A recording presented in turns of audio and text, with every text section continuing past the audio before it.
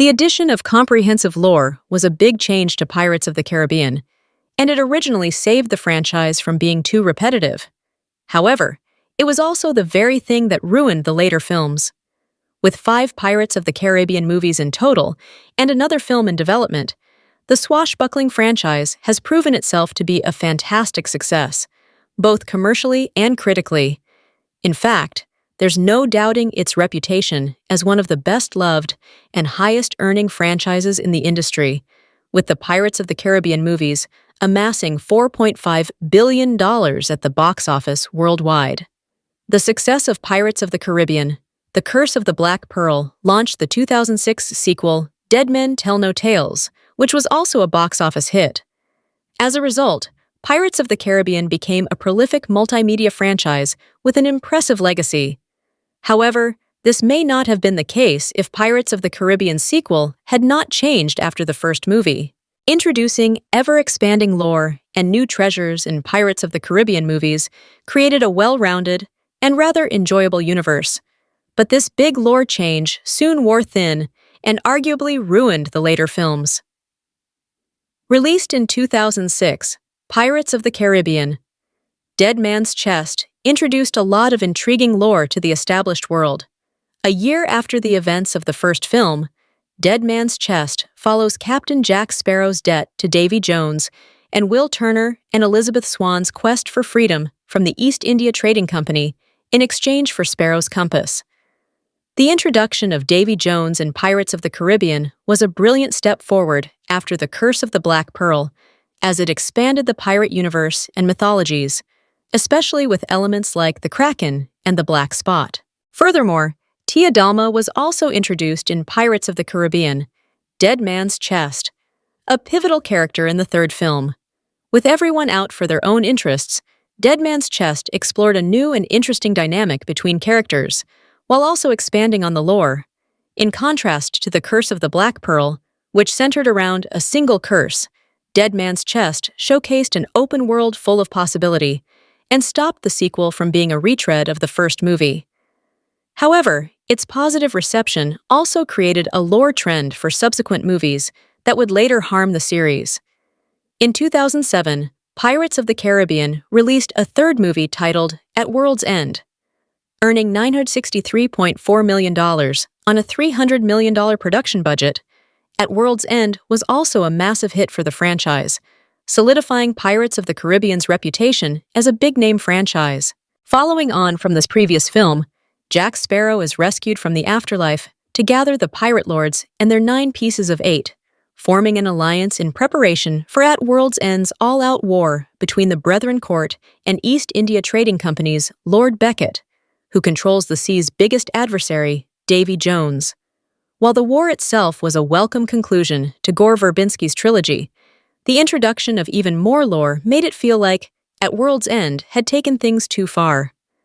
Continuing Jack Sparrow's immortality arc to the afterlife, the addition of the Brethren Court and its rules, Tia Dalma's secret backstory as the goddess Calypso, and Calypso and Davy Jones's love story were only side stories in At World's End, yet they made the film feel way too busy.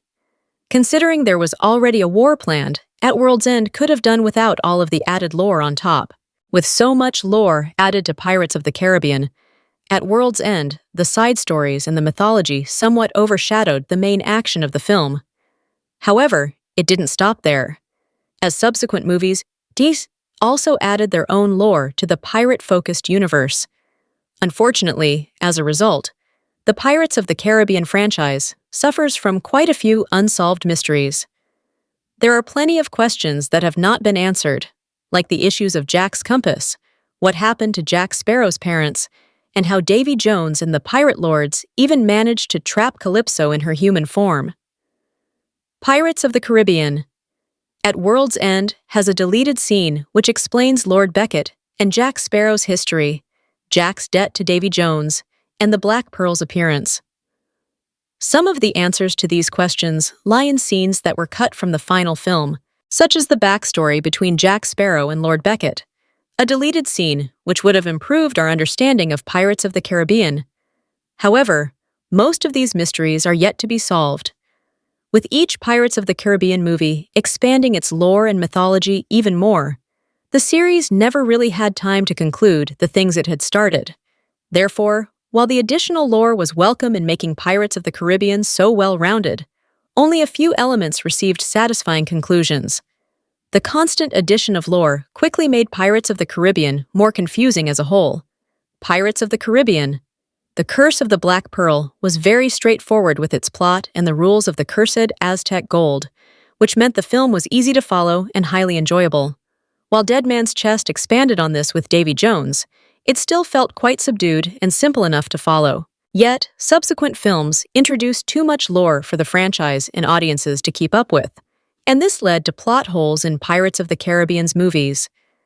At World's End is, unfortunately, where this falls apart. On top of a complex war between parties of unsteady alliances, At World's End introduced some rather significant pieces of lore, like the Brethren Court and Calypso.